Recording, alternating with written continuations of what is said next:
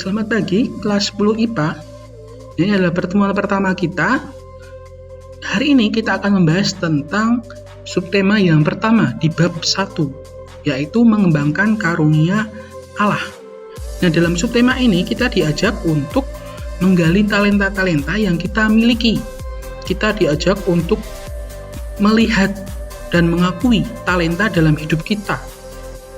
Setelah itu kita akan coba melihat beberapa tokoh yang menginspirasi bagi kita semua dalam mengembangkan bakatnya. Tentu talenta yang kita miliki itu harus kita kembangkan.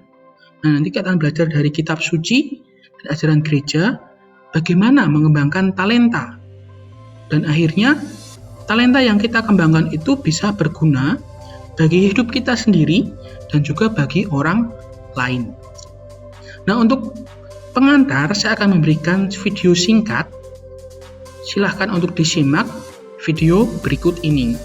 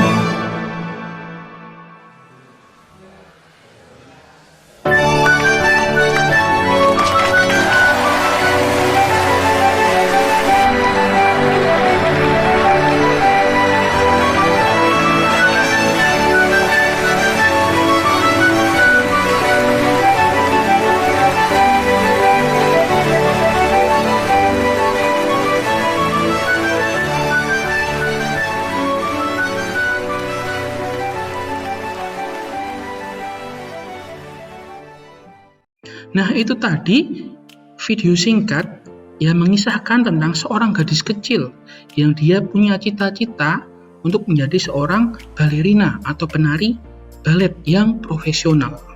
Kalau kita lihat tadi di bagian awal, dia diejek ketika masuk ke tempat les, dia diejek oleh teman-temannya. Karena apa? Ya karena dari postur tubuhnya saja kita lihat ya tidak sesuai untuk menjadi seorang balerina. Akan tetapi gadis tersebut yakin bahwa dia bisa untuk menjadi seorang penari balet yang profesional. Dia pede, percaya diri, dan dia optimis bahwa dia bisa. Dan akhirnya apa? Tadi dikisahkan bahwa ketika ada seleksi untuk perlombaan dan dia terpilih untuk menjadi peserta lomba. Lalu ketika dalam proses untuk mengembangkan talenta, ada sesuatu yang dikorbankan. Gadis tadi harus berpisah sementara dengan ibunya. Artinya itu ada sesuatu yang dikorbankan. Lalu ada juga tantangan atau hambatan ketika mengembangkan bakatnya. Tadi ada orang, temannya yang tidak suka dengan dirinya, menjahili, jahat dengan dia. Bahkan kostum yang untuk perlombaan itu dirusak. Nah, akan tetapi kalau kita mau melihat, gadis tersebut tetap percaya diri, tetap optimis bahwa dia yakin bisa. Dia percaya pada kemampuannya. Dan akhirnya apa? Akhirnya dia berhasil untuk menjadi juara. Tentu, di balik keberhasilan, dia pasti tekun, dia pasti memiliki komitmen yang luar biasa ketika berlatih. Nah, kita bisa melihat tokoh-tokoh yang lain juga. Misalnya apa? Misalnya kita lihat di sini ada Tony Stark yang sebagai pemeran Iron Man. Kita tahu dalam beberapa film yang melibatkan Iron Man, baik film Iron Man sendiri maupun Avenger. Nah, kalau kita melihat, mereka ini berhasil untuk menyelamatkan dunia. Artinya, ya bukan hanya untuk kepentingan dirinya sendiri, tapi untuk kepentingan bersama. Lalu, kalau juga kita mau melihat lebih dalam lagi, Tony Stark atau pemeran Iron Man ini menjadi luar biasa, menjadi hebat ketika dia menggunakan baju besi. Nah, ketika dia tidak menggunakan baju besi, tentu dia adalah seorang manusia yang biasa, sama seperti kita, yang mengalami mungkin hambatan-hambatan, masalah, akan tetapi dia punya keyakinan bahwa dia bisa mengembangkan talentanya, dia akan berhasil mengembangkan talentanya. Ya, kita tahu beberapa kali Tony Stark melakukan penelitian untuk mengembangkan alat-alat canggihnya. Nah, setelah berhasil, alat canggih itu bukan hanya untuk dirinya sendiri, tapi dia juga menciptakan alat-alat canggih untuk teman-temannya. Nah, dari situ bisa kita ambil kesimpulan bahwa dirinya itu berhasil untuk mengembangkan bakat, mengembangkan talentanya. Dan bakat itu bukan hanya untuk dirinya sendiri saja, tapi juga berguna untuk orang lain, untuk orang-orang di sekitarnya. Nah, kalau Tony Stark tadi adalah tokoh yang fiktif, kita akan melihat dari tokoh dari dunia nyata. Yang pertama, teman-teman pasti tahu di sini ada Cristiano Ronaldo, ada juga Lionel Messi. Keduanya adalah pemain sepak bola yang hebat, yang diakui oleh dunia. Akan tetapi, ketika kita coba melihat di balik kesuksesan mereka, tentu pasti ada kisah-kisah yang membuat mereka bisa sukses sampai hari ini. Selain itu, pasti juga ada hambatan yang mereka alami. Yang pertama, misalnya Cristiano Ronaldo. Kalau kita mau melihat, dulu ketika kecil dia tidak seperti ini badannya. Badannya itu ya tidak ideal, dia postur tubuhnya kecil, dan dianggap ya tidak bisa untuk menjadi seorang pemain bola yang hebat. Akan tetapi dia yakin, dia punya ambisi yang luar biasa bahwa dia itu bisa menjadi seorang pemain sepak bola ternama. Akhirnya dia fokus untuk latihan, latihan terus, punya komitmen, dan akhirnya berhasil. Demikian juga dengan Lionel Messi. Lionel Messi dulu itu punya sebuah penyakit, kelainan dalam tubuhnya yang menghambat perkembangan tubuhnya. Nah, dia mencoba mencari cara untuk menyembuhkan. tentu di sini ada pengorbanan yang dilakukan, yaitu dia harus mengeluarkan uang untuk pengobatannya. Nah, setelah dia sembuh lalu dan bergabung dengan tim Barcelona, dia punya komitmen yang luar biasa untuk terus berlatih. Nah, artinya dengan fokus dan komitmen itu pasti akan membuahkan hasil yang baik. Itu 2 contoh dari dunia nyata yang bisa kita contoh kesuksesan mereka. Sukses itu ya tidak semudah membalikkan telapak tangan, tapi harus ada perjuangan yang dilakukan, ada pengorbanan yang dibutuhkan, ada komitmen. Nah, di sini saya memberikan penjelasan terkait dengan disposisi ketika kita ingin mengembangkan talenta kita. Yang pertama, itu menggambarkan bahwa ada seorang gadis kecil, di situ ada anak kecil yang berlatih naik sepeda. Nah, di situ dia tahu bahwa konsekuensi dari latihannya adalah jatuh dan sakit. Akan tetapi dia yakin, dia mau untuk naik sepeda, untuk bisa naik sepeda. Konsekuensi apapun pasti dia lakukan karena dia sudah punya niat untuk berhasil. Sedangkan gambar yang kedua, di situ tangan yang memegang ya seperti game. Nah, kita di sini bisa melihat atau menyimpulkan gambarannya adalah saya punya bakat, saya mengakui bakat saya dan saya punya niat untuk mengembangkannya. Akan tetapi dalam kenyataannya saya hanya duduk diam, tidur-tiduran, asik main game. Tentu kalau seperti itu bakat saya tidak akan berkembang. Demikian juga yang ketiga. Nah, ini lebih parah lagi. Karena apa? Karena belum apa-apa sudah menyerah, sudah pesimis duluan, sudah nggak punya keyakinan. Ya, dia punya bakat, tapi tidak mau mengembangkan karena pesimis, karena takut. Nah, otomatis pasti bakat itu akan hilang, tidak bisa berkembang. Nah, dari sini kita ditantang untuk memilih yang mana, 1, 2, atau 3. Nah, selanjutnya kita coba belajar dari kitab suci. Di sini saya ambil dari Injil Matius bab 25 ayat 14 sampai 30. Mungkin teman-teman bisa atau pernah melihat dan membaca tentang perumpamaan tentang talenta.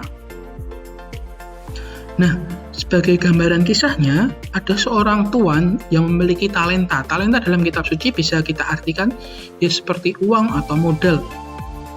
Nah, tuan itu mau pergi ke luar negeri, lalu menitipkan talenta-talentanya itu kepada orang-orang yang dipercaya. Ada 3 hamba yang dipanggil. Hamba pertama memperoleh 5 talenta. Hamba yang kedua memperoleh 2 talenta. Hamba yang ketiga memperoleh 1 talenta. Nah, di sini udah berbeda-beda. Lalu, ketika tuan itu sudah pergi, hamba yang pertama dan yang kedua itu mau untuk mengembangkan talentanya, sehingga hasilnya ya 2 kali lipat. Sedangkan hamba yang ketiga, karena dia takut kalau talentanya hilang, ya dia hanya mengubur, dia hanya memendam, hanya disimpan talentanya. Nah, ketika tuan itu kembali, lalu bertanya, mana talenta yang kemarin saya berikan? Hamba pertama dan hamba kedua menunjukkan bahwa mereka berhasil untuk mengembangkan talenta. Bahkan hasilnya 2 kali lipat. Tetapi bagaimana dengan hamba yang ketiga? Dia hanya menunjukkan 1 talenta, jumlah yang sama seperti yang diberikan oleh tuannya, karena hamba ketiga tidak mau untuk mengembangkan talentanya. Nah, dari situ kita bisa belajar bahwa talenta itu ya diibaratkan kalau dalam hidup kita sebagai kemampuan, sebagai bakat yang diberikan Tuhan kepada kita. Lalu setiap manusia, artinya kita semua itu diciptakan baik adanya. Artinya kita memiliki kemampuan, tapi di balik kemampuan itu kita juga memiliki kekurangan. Nah, di sini kita juga bisa melihat bahwa ada perbedaan-perbedaan satu sama lain.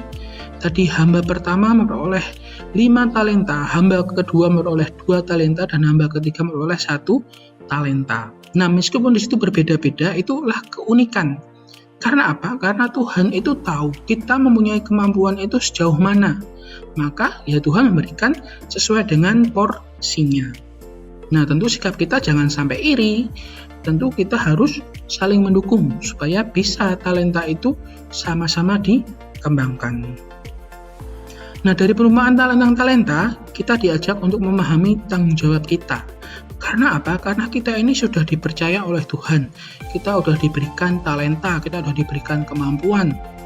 Artinya di situ Tuhan percaya kepada kita. Maka tanggung jawab kita adalah untuk mengembangkannya. Tentu kita harus mencontoh hamba pertama dan hamba yang kedua. Lalu untuk selanjutnya, nah di sini saya menyajikan ada 9 kecerdasan majmuk yang dimiliki oleh manusia. Ada visual, linguistik, logikal, kinestetik, naturis, musikal, eksistensial, interpersonal, dan intrapersonal. Nah, di sini kita tahu bahwa manusia itu yang memiliki kecerdasan-kecerdasan ini tentu berbeda-beda. Ada yang memiliki kecerdasan visual dengan logikal, ada yang memiliki kecerdasan linguistik dengan musikal. Tentu ini berbeda-beda, tapi setiap dari diri kita itu mempunyai kombinasi-kombinasi kecerdasan ini. Ya, artinya kita itu pasti punya kemampuan, kita punya bakat, dan bagaimana kita ditantang untuk mengembangkan bakat tersebut. Tadi kita memilih menjadi hamba 1 dan kedua atau menjadi hamba yang ketiga. Nah, kesimpulan dari pembelajaran hari ini adalah manusia diciptakan Tuhan itu dengan berbagai macam talenta yang berbeda-beda. Ada yang memperoleh 5, ada yang memperoleh 2, ada yang memperoleh 1. Nah, ini bukan menjadi kendala sebenarnya, tetapi menjadi sebuah tantangan bagi kita semua, di mana kita bisa harus saling mendukung. Bukan bersikap iri, tapi mendukung satu sama lain. Lalu, yang kedua, dari perumpamaan tentang talenta, kita dapat menyimpulkan ada 2 sikap dasar manusia. Apa saja? Yang pertama, kalau kita mau belajar dari hamba pertama dan kedua, berarti kita itu mau untuk bertanggung jawab dengan talenta yang kita miliki. Sedangkan kalau kita menyontoh hamba yang ketiga, berarti kita tidak bertanggung jawab, kita tidak peduli dengan talenta yang kita miliki. Nah, di sini kita diajak untuk memilih mau jadi hamba yang keberapa. Lalu poin yang ketiga, talenta dapat kita olah dengan kerja keras dan terus-menerus agar dapat berguna untuk hidup kita dan orang lain. Ya, artinya talenta itu tidak hanya kita diamkan saja. Kalau mau berkembang ya kita harus bekerja keras, kita harus melatihnya. Kalau kita hanya berdiam saja, ya pasti akan stagnan di situ, tidak akan berkembang. Dan yang keempat, ketika kita ingin mengembangkan talenta, ada tantangan yang terbesar dalam hidup kita. Yang pertama adalah rasa malas. Kenapa rasa malas menjadi tantangan? Ya tentu kalau kita malas, ya kita tidak bisa mengembangkan talenta itu. Lalu yang kedua adalah rasa sombong. Artinya kalau kita sudah mencapai sesuatu pada titik tertentu, lalu kita puas di situ, ya kita sombong. Artinya kita tidak mau mengembangkan talenta lagi. Itulah rangkuman atau ringkasan untuk pembelajaran kita hari ini. Lalu untuk selanjutnya saya akan memberikan tugas kepada teman-teman untuk membuat sebuah poster terkait dengan tokoh-tokoh yang menginspirasi teman-teman dalam mengembangkan bakat atau mengembangkan talenta. Caranya silahkan nanti setelah ini teman-teman untuk mencari tokoh-tokoh yang menginspirasi bagi teman-teman semua. Carilah satu tokoh saja yang menginspirasi, yang sukses mengembangkan bakat mereka. Lalu silahkan ditulis biodata singkatnya dan dituliskan juga mengapa kok mereka itu bisa sukses dalam mengembangkan talentanya. Lalu nilai-nilai apa saja yang teman-teman peroleh dari tokoh tersebut. Jadi silahkan setelah ini teman-teman untuk membuat posternya berbentuk digital saja, bisa menggunakan Canva atau Photoshop atau aplikasi yang lain, dan silahkan untuk dikumpulkan di Google Classroom sesuai dengan waktu yang sudah ditentukan. Terima kasih semuanya untuk sudah memperhatikan video pembelajaran ini. Selamat beraktivitas, Tuhan memberkati.